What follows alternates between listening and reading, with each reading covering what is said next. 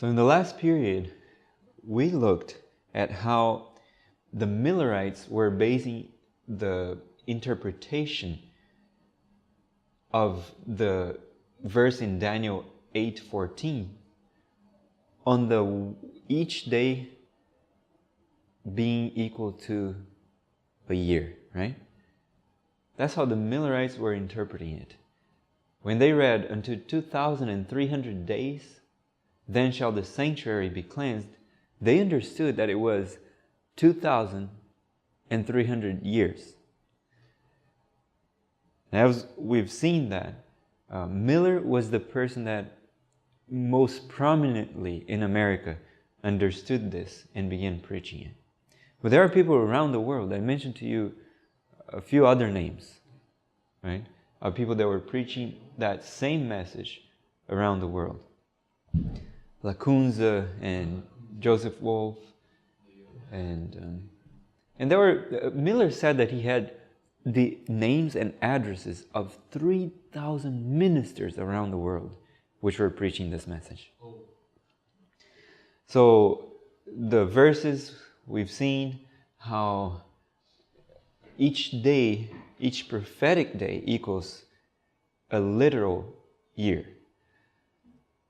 And now we come to something that even confirmed it even more. Okay? There was a confirmation that happened through the Millerite history of this principle of one day equals 1 year. Okay, one prophetic day equals one literal year. So let's read this together. This is taken from the Great Second Advent Movement by Loughborough. He says, in 1838, Dr. Josiah Litch of Philadelphia, Pennsylvania, having embraced the truth set forth by William Miller, united in the work of giving greater publicity to the message.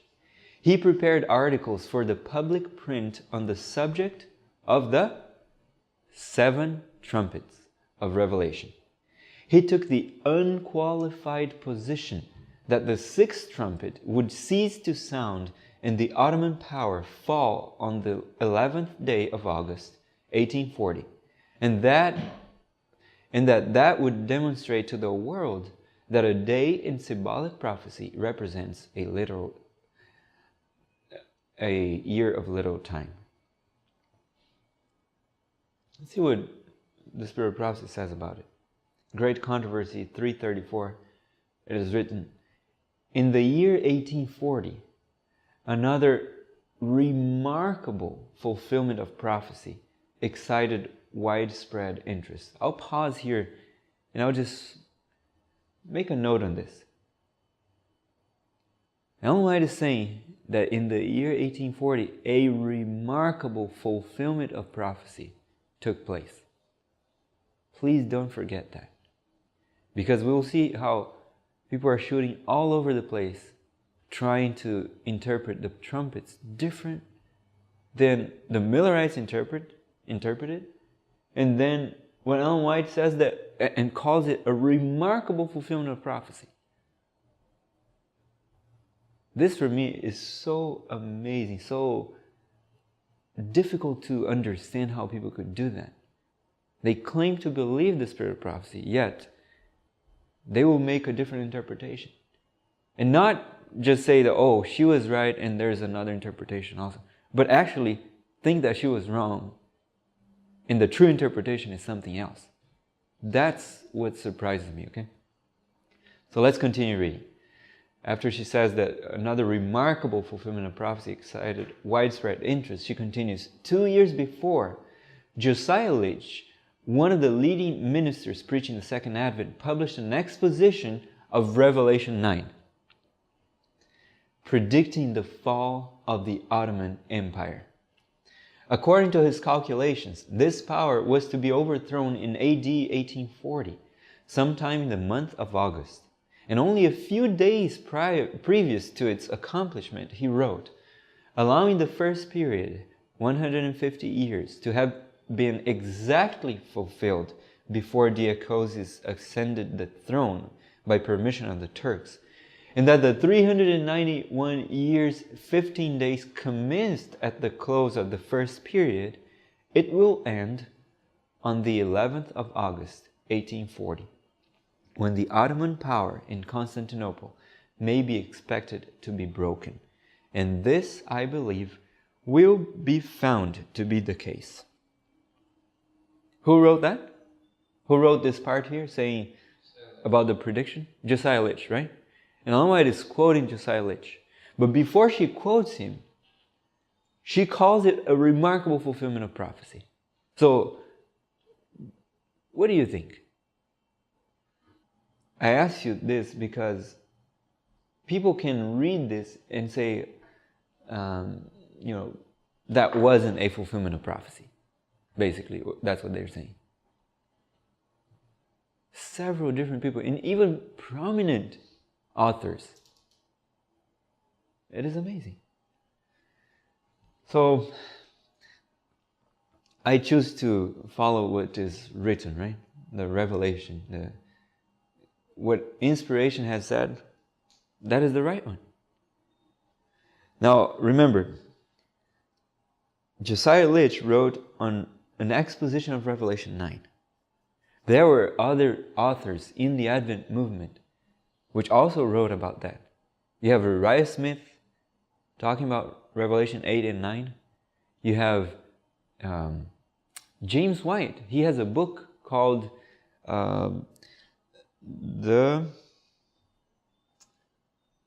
We'll quote from this book. I forgot the name right now, but in a few slides it will come, and we'll see which one it is. Let's continue here. On what did Josiah Litch base the understanding he had about the 391 years and 15 days? On which verse of the Bible?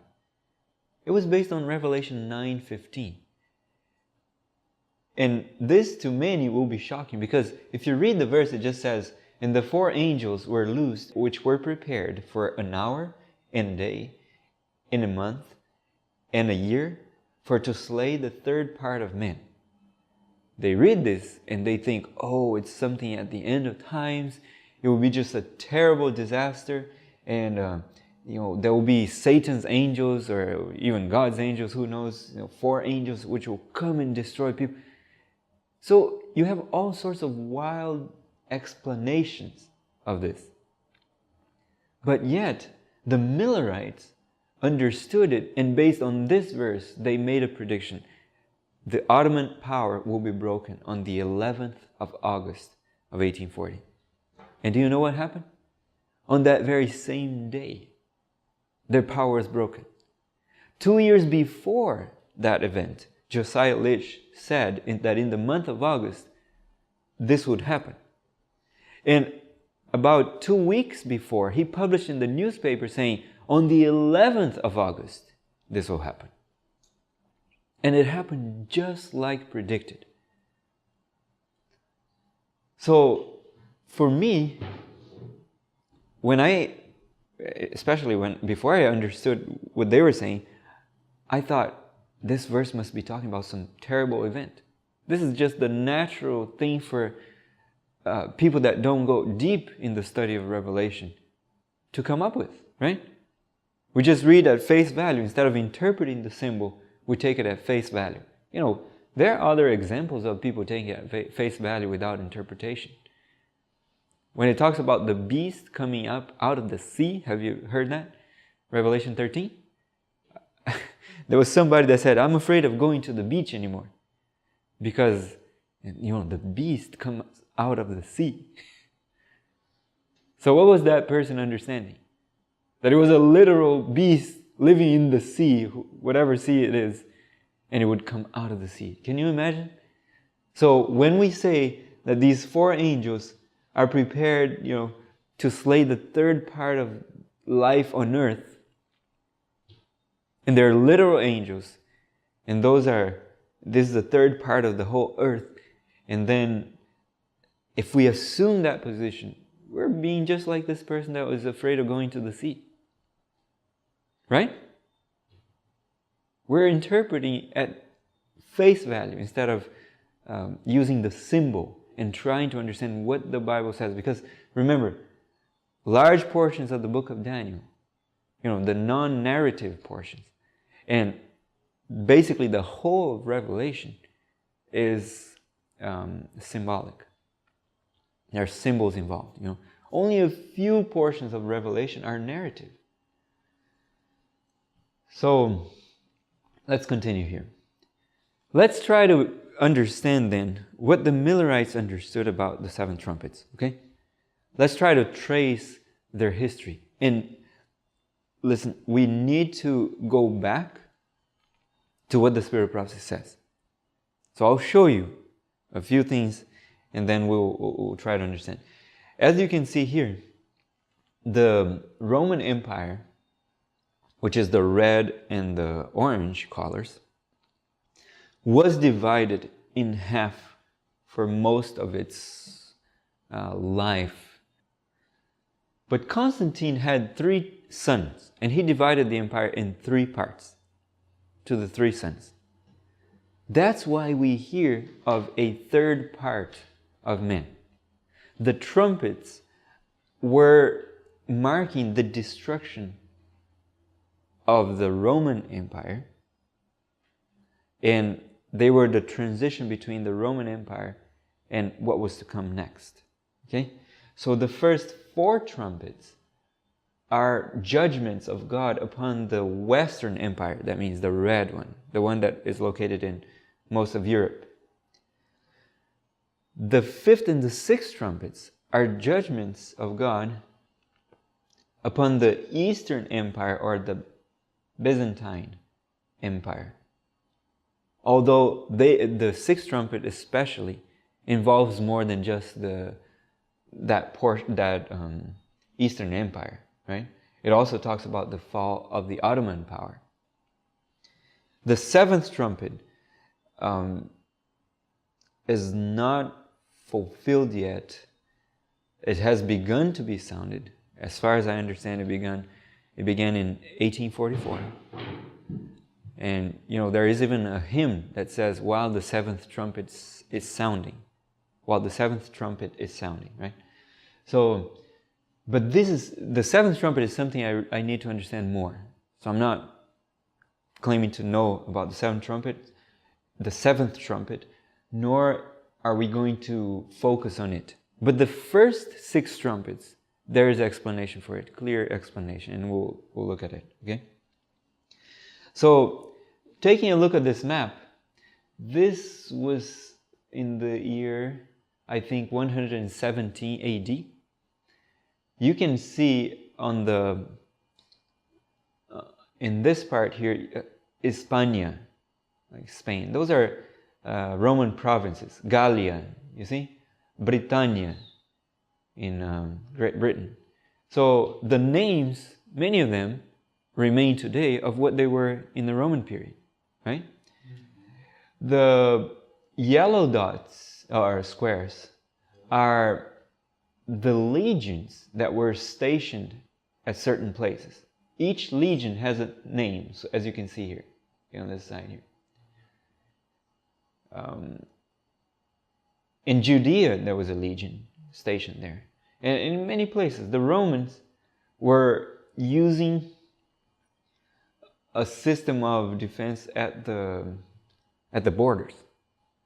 Now, on which side of this line here was the Roman Empire? Left or right? On the left side, right? So all over here, even down to Africa, the north part of Africa. So what was on the right side, where a great part of Germany, Poland, Ukraine, there were the Germanic tribes, right? So the Germanic tribes, the Suebi, Burgundians, the Goths, the Saxons, the Angles, do you see them here? Sarmatians, the Vandals, all these guys, the Heruli, they were on this unconquered part of Europe, at least by the Roman Empire. And do you see what marks the separation here? Do you see what river is this? This is the Rhine. Yes. How about on this side? Do you know what river this is? Oh, sorry. Danube, right? So the Danube and the Rhine were the natural limits of the Roman Empire. So in between the Rhine and the Danube, there was an open way. And the Germanic tribes would frequently invade the Roman Empire through that open way. So one of the emperors built a long wall, as you can see here. It's a gigantic wall, which didn't work, by the way. China, the wall in China, the wall that was in the northern portion of England, those walls have proved that long fortified or extensively fortified tracts of land cannot protect, because it's impossible to be at all of it at the same time. And if you're not guarding all, you just need one breach, and they're almost useless. So this didn't work. The barbarians, or what the Romans called the barbarians, the Germanic tribes, kept pouring in into the empire. But even so, the Rhine and the Danube were natural barriers. Okay, so as long as the barbarians or Germanic tribes were still on the outside of the Roman Empire, the empire was still surviving. But the first tribe to actually make it come in and invade the empire was the Visigoths. The tribe of the Visigoths, or the Goths, right? That was the first tribe to come in. And the way they came in was very interesting, because there was one point of time that they were all in the margin of the Danube, I think, and they were pleading and begging the emperor, please let us come in. We're going to be destroyed. I think the Huns were coming and were pushing them, and the Huns were stronger than them. So they were begging to come into the empire to be protected from the Huns, right? And the emperor made a deal with them and said, give me your weapons and you will come in. But the people in the boats that were supposed to cross them over the river accepted money instead of the weapons. So the Goths, when they were transferred in, 1.5 million were a fully armed people inside the empire. Now, imagine 1.5 million of those of the Visigoths. Compare that to a legion. A legion has about 6,000 men with the auxiliaries. About 6,000 men. So even if the Roman power had 10 legions stationed there, what would that be compared to 1.5 million of the Goths, right? Even though women and children were there, but yet it was too many people. So they were let loose inside the empire, and the empire couldn't do anything about it.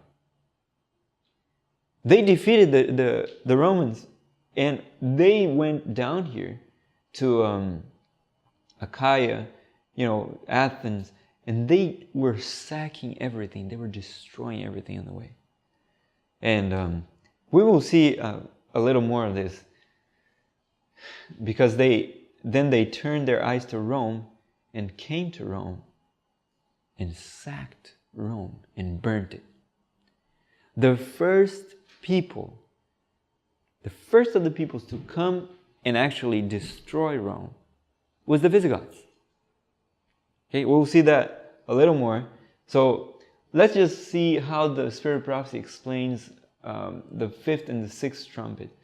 I mean, we saw how the Spirit of Prophecy explains the fifth and the sixth trumpet, as we read there when she was talking about Revelation 9, the exposition that Josiah Litch made. The fifth and the sixth trumpets, Ellen White clearly agrees with what the Millerites were saying. Josiah Litch was a Millerite. So she basically endorses what they were saying about this. And she's using this in great controversy. She's not using everything, but she's using that portion because it fits at the time period that she's talking about. And that's the Millerite movement. She uses that to prove that Miller's interpretation was correct. Okay? So this is how the Millerites and the early SDA interpreted the trumpets. So the first trumpet, they interpreted to be the Goths under Alaric, and they were falling upon the Western Roman Empire. If you see the W here, that means it's upon the Western one. If you see the E as Eastern one, right? Okay, so let's read this. You can read the verses on your own of the trumpets. So just open Revelation 8 and 9, and you can follow along. So the first trumpet refers to the Goths under Alaric, right? It says, hail and fire mingled with blood were cast upon the earth. The terrible effects of this Gothic invasion are represented as hail from the fact of the northern origin of the invaders. They came all the way from the north. They must have been like blue-eyed and blonde and very white. And so they come as from the north. Fire from the destruction by flame of both city and country, and blood from the terrible slaughter of the citizens of the empire by the bold and intrepid warriors. Okay, so just remember the way the Goths came into Rome. Rome was a fortified city. How could they come in? How could they enter Rome? They were encamped around Rome, but they just couldn't come in. Do you know what happened though? At midnight, some of the slaves, the slaves of the Romans, which might as well be just, Germanic in origin, they opened the gates of the city. One of the gates. They betrayed the Romans. And from inside of the city, they opened the gate. And the Goths were able to come in, rush in. And the citizens of Rome at midnight were awakened by the Gothic trumpets. Can you believe that? You're sleeping thinking that you're safe. And then all through the streets, bum, bum, bum, bum, the sound of the trumpets of war. Not from you, but from your enemies. Can you believe that? That was the first scourge upon Rome. Okay? So remember, the trumpets, the first four trumpets, are punishments or the scourge of God upon the Western Empire. And basically, the Goths burned the city of Rome. Okay? During 4 years, the Goths ravaged and reigned over it without control. And in the pillage and fire of Rome, the streets of the city were filled with dead bodies. The flames consumed many public and private buildings, and the ruins of a palace remained after a century and a half, a stately monument of the Gothic conflagration. Conflagration means burning, right? So how did the pioneers interpret the first trumpet? Uriah Smith, James White, A.T. Jones, Josiah Litch, the Millerites interpreted it to be the Goths under Alaric. Okay? How about the second trumpet? Let's try to go over a little faster here. The Vandals under Genseric. So often in the trumpets you will hear of a third part of. Have you seen that? A third part of? Okay, let's look here and see what it means. Okay? The Roman Empire after Constantine was divided into 3 parts. And hence the frequent remark, a third part of men, etc., in allusion to the third part of the empire, which was under the scourge. Okay? Which part of the empire is being punished? Well, if it is this, then it says a third part of whatever, of men, of the trees, of something else. This division of the Roman kingdom was made at the death of Constantine between his 3 sons, Constantius, Constantine II, and Constans. Those are the names of his 3 sons. Very creative, right? Constantius possessed the east and fixed his residence at Constantinople, the metropolis of the empire. Constantine II held Britain, Gaul, and Spain. Constans held Illyricum, Africa, and Italy. Okay, so let's look at the second trumpet. The Vandals, right? Under Genseric. The history illustrative of the sound of the second trumpet evidently relates to the invasion and conquest of Africa, and afterward of Italy by the terrible Genseric. His conquests were for the most part naval. Now, if you look at the second trumpet, how does it read? It said that a great mountain, burning like fire, was thrown into the sea, right? Imagine, the other conquest wasn't in the sea. Hail was cast upon the earth. The Gothic invasion was only upon the earth, the dry part of the empire. Now this, the second trumpet, is cast upon the sea. So coming back to the text, his conquests were for the most part naval. Naval means in the sea, right? And his triumphs were, as it were, a great mountain burning with fire cast into the sea. What figure would better or even so well illustrate the collision of navies and the general havoc of war on the maritime coasts? If the sounding of the first 4 trumpets relates to 4 remarkable events which contributed to the downfall of the Roman Empire, and the first trumpet refers to the ravages of the Goths under Alaric, in this we naturally look for the next succeeding act of invasion which shook the Roman power and conduced to its fall. The next great invasion was that of the terrible Genseric, at the head of the Vandals. His career during the years AD 428 to 468. This great Vandal chief had his headquarters in Africa, but as Gibbon states, the discovery and conquest of the black nations in Africa that might dwell beneath the torrid zone could not tempt the rational ambition of Genseric, but he cast his eyes towards the sea. He resolved to create a naval power, and his bold resolution was executed with steady and active perseverance. So he made a naval power, and guess where he put his base? Let's go back to the map.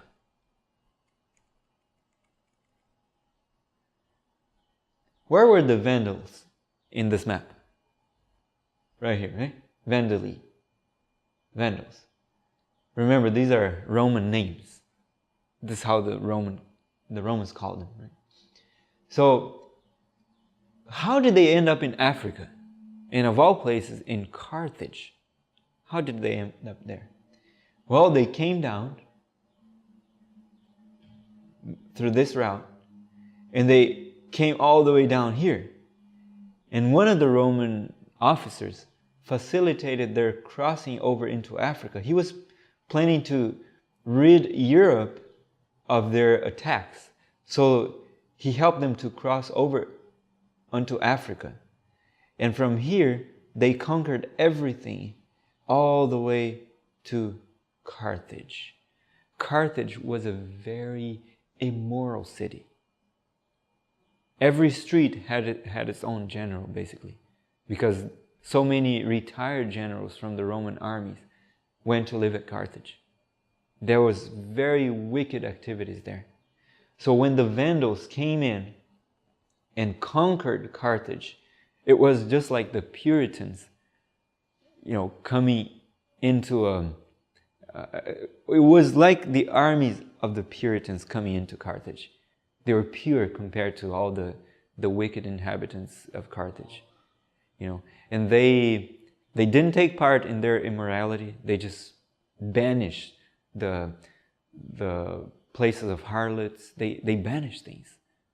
They closed down, and they took control of the city. So it was like the scourge of God coming onto it. Okay, so from Carthage, making his base there, Genseric attacked many of the other places in the empire. So from Greece to Spain to Italy, he was attacking everywhere. Okay, so let's go back to where we were. From the port of Carthage, he repeatedly made piratical sallies and preyed on the Roman commerce and waged war with that empire. To cope with the sea monarch, the Roman emperor Majorian made extensive naval preparations. 300 long galleys, and remember, these are big warships. 300 long galleys with an adequate proportion of transports and smaller vessels were collected in the secure and capacious harbor of Cartagena in Spain. But Genseric was saved from impending and inevitable ruin by the treachery of some powerful subjects, envious or apprehensive of their master's success. Guided by their secret intelligence, he surprised the unguarded fleet in the Bay of Cartagena. Many of the ships were sunk, taken, or burned, and the preparations of 3 years were destroyed in a single day. For 3 years the empire was preparing to attack the Vandals, making long and large ships, and in one day Genseric destroyed them all. Isn't that amazing? Italy continued to be long afflicted by the incessant depredations of the Vandal pirates. In the spring of each year, they equipped a formidable navy in the port of Carthage, and Genseric himself, though at a very advanced age, still commanded in person the most important expeditions. Now, how would he commend this, and how would he know where to attack? This, for me, is something amazing. Look at this. When he was let me go back here. His designs were concealed with impenetrable secrecy till the moment that he hoisted sail. When he was asked by his pilot what course he should steer, look at his answer. When the pilot said, "Where are we going?" He would say, "Leave the determination to the winds," replied the barbarian with pious arrogance.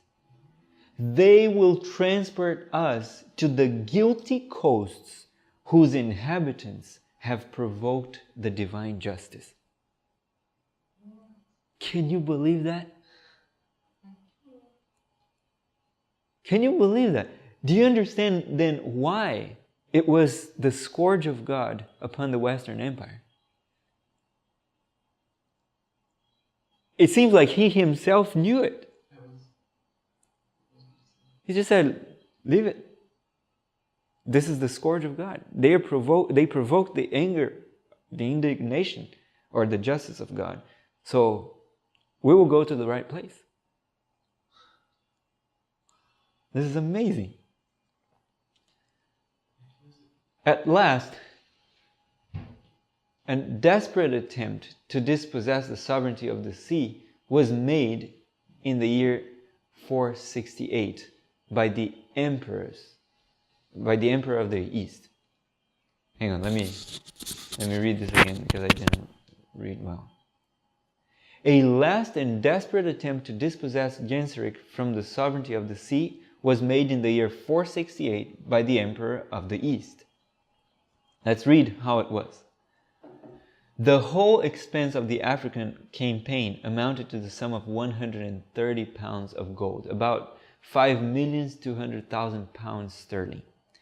The fleet that sailed from Constantinople to Carthage consisted of 1,113 ships, and the number of soldiers and mariners exceeded 100,000 men.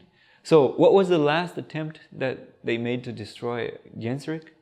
The first one was frustrated, right? The first one was in the port of Spain, and Genseric went there and destroyed the 300 ships. Now, how many ships are on the second attempt? 1,113 ships. Can you imagine? More than 1,000 warships. And over 100,000 soldiers and mariners. The army of Heraclius and the fleet of Marcellinus either joined or seconded the imperial lieutenant. The wind became favorable to the designs of Genseric. He manned his largest ships of war with the bravest of the Moors and Vandals, and they towed after them many large barks filled with combustible materials. So how did Genseric then prepare to war? He knew that he couldn't win against 1,100 ships. So the winds became favorable, and actually there was a mist that settled, and they couldn't see well what was in front. So he filled many of his ships with combustible materials. And he put his men there, and they quietly went towards the larger fleet of the Romans. In the obscurity of the night, these destructive vessels were impelled against the unguarded and unsuspecting fleet of the Romans, who were awakened by a sense of their instant danger.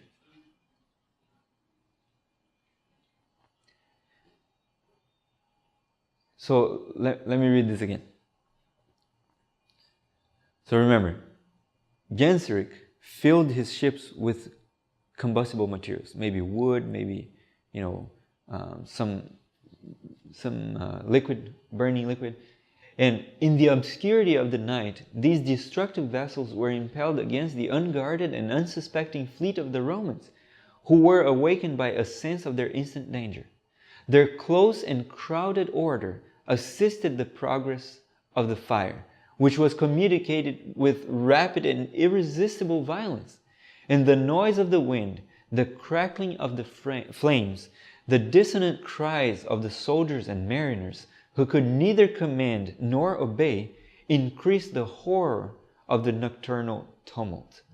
Whilst they labored to extricate themselves from the fire ships and to save at least a part of the navy, the galleys of Genseric assaulted them with temperate and disciplined valor, and many of the Romans who escaped the fury of the flames were destroyed or taken by the victorious Vandals. How did that happen then? All that big fleet of the Romans was just destroyed by the smaller fleet of the Vandals, because the Vandals pushed forward ships burning. And they lit fire on the other ships of the Romans. And the reason the Romans couldn't flee away is because they were so crowded together that the ships couldn't maneuver. So they just burned up. And again, Genseric became the tyrant of the sea. Okay? We'll finish with the second trumpet, and in the next period we'll pick up from there.